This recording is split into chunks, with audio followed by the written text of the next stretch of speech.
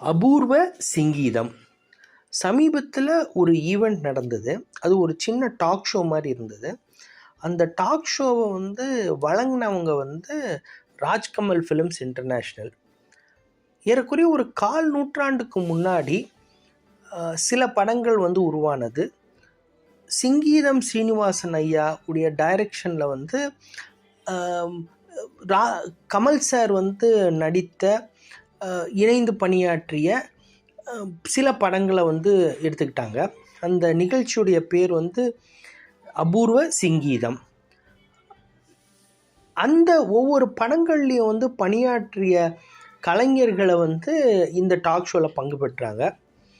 அந்த டாக் ஷோவில் பங்கு பெற்ற கலைஞர்களுக்குன்னு பார்த்தீங்க அப்படின்னா அனுபவமே ஒவ்வொருத்தருக்கும் ஒரு 50 ஆண்டு கால அனுபவம் ஒரே துறையில் இருந்தது.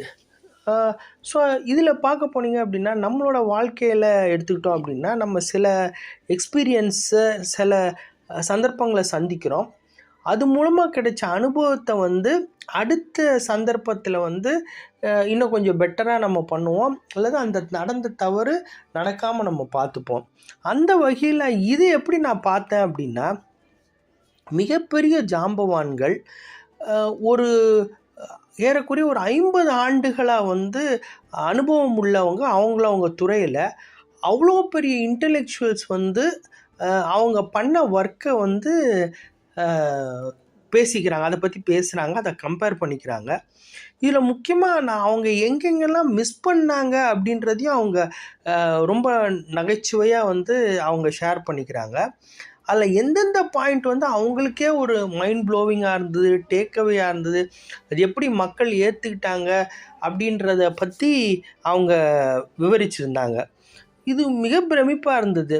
என்னன்னு பார்க்க போனீங்கன்னா, இன்றைக்கி தேதியில் அந்த ஒரு அவங்களோட நரேட் பண்ண ஸ்டோரிஸ் ஒவ்வொன்றையும் நீங்கள் பார்த்தீங்க அப்படின்னா, இன்றைக்கி தேதியில் லேட்டஸ்ட்டாக ஏதாவது ஒரு படம் வெளிவந்தது அப்படின்னா அந்த படத்தில் அதோட இம்பேக்ட் இருக்கிற மாதிரி நம்ம ஃபீல் ஆகும்.